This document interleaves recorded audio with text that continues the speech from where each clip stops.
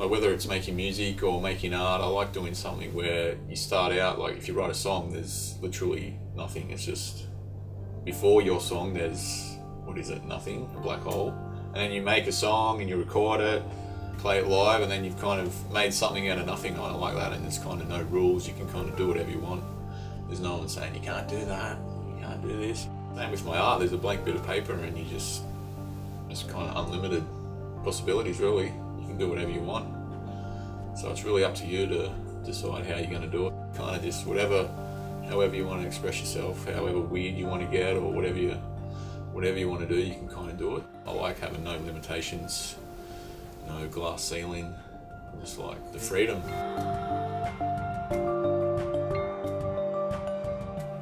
I've always wanted to do a job that I loved, like make an income doing something kind of cool, something I care about. I didn't actually think it was possible for me to like do a job that I loved, but I always liked art all through school. I was always doodling in my textbooks and stuff like that. And then after school I thought about going and studying art, maybe graphic design, but then I didn't do that because I didn't think it'd be a good career choice. It's really like money's got nothing to do with art, really. I didn't have parents telling me I should, go to uni. It was always myself. My dad was a carpet layer and I used to go to work with him in the school holidays, and it was just like the hardest work ever. I'm like, stuff like that, I'm not gonna use my body for work, it's too hard, so I want to use my brain. So I went to uni and I studied economics instead. After that I ended up just falling into a financial planning job and kind of got stuck there for 10 years. When I was working in my finance job, I guess I felt like I was kind of wasting my potential. It felt like I was chained to the desk. You had to be there like 9 to 5. Even if you finished all your work, you still have to be there and pretend you're working. It didn't make sense really. It was just kind of like Groundhog Day every day. 5 o'clock came around, I used to run out the door pretty much. Just didn't really want to be there, so pretty much I just felt like I was wasting my life. But I knew if I didn't do something, I'd look back in 10 years and I'd still be doing the same thing. Through that time I'd always been drawing and always drawing in notebooks and stuff like that, drawing post-it notes on my desk when I should have been working, trying not to let the boss see me. So yeah, I just started a blog, got a little bit of attention from that, and in early 2012 had an art show down at Cronulla, and then that's when I first made t-shirts and sold artworks, and that was kind of the start of it. I figured it was an easier way to make money off your art selling t-shirts. People understand t-shirts, people buy t-shirts all the time. There's kind of a set price you can make. There's kind of some profit margin in there. You kind of need to be thinking about money. It's a pretty dirty word, especially when you talk about art. Making money's over here, making art's over here, and the key to doing it for an income, for a living, is to like merge the two. So I did that by making t-shirts initially. Then I do other products, and then other things lead from that. As you get more exposure, you get more opportunities.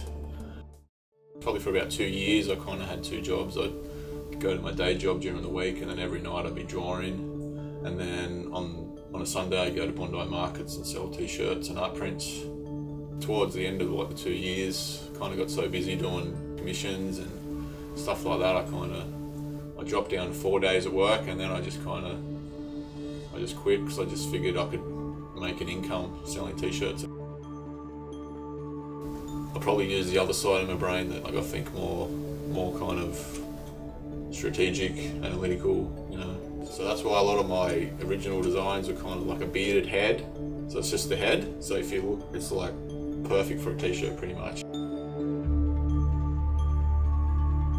So once I went full time, it was it took me a few years to get used to it. I've been full time now for about 2.5 years. Or the first year was kind of like, you gotta pinch yourself. It's pretty cool. A lot of my artworks have bearded dudes and animals. I kind of focus on bearded dudes and animals. Sometimes I like to draw fruit and skulls, but usually it's kind of character based.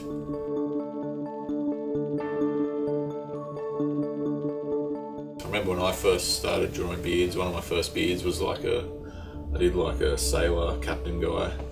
When I drew that, he had like a raindrop pattern in his beard, and that was pretty cool. Then I kind of did a few more of those, and then I kind of moved on, did something else. So then I kind of narrowed down on that focus more and kind of followed that style a bit.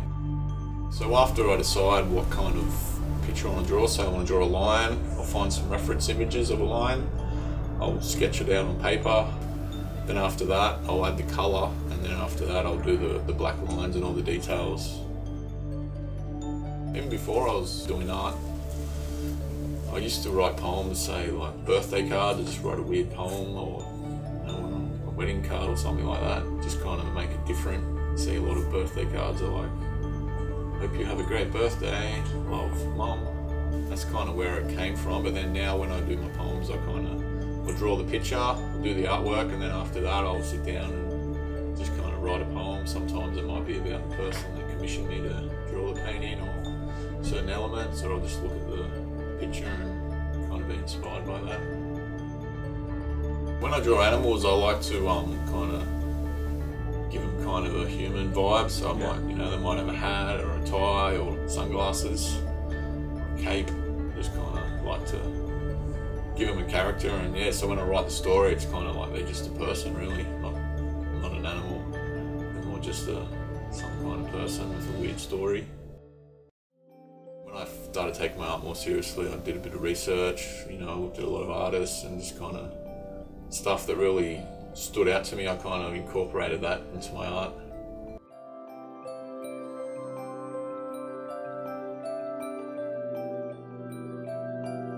I think if you want to get into the art side industry, or really any kind of creative industry, I think one of the most important things I would say would be to find your style. So I guess you can find your style by, you know, experimenting, doing lots of different things, making heaps of art.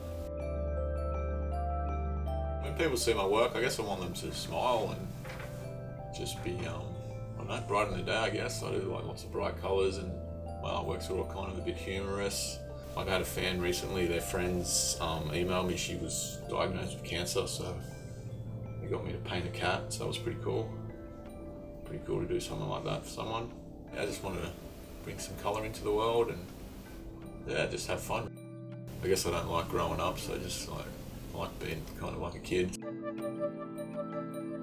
If I didn't think about making money from my art, I'd still be working in the job I didn't like. I just love the freedom of being my own boss, and I guess the whole time what I'm trying to do is just make a living from my art, provide for my family, so that's kind of my main inspiration, I guess. And it's worked really well. Sold lots of bearded head t-shirts.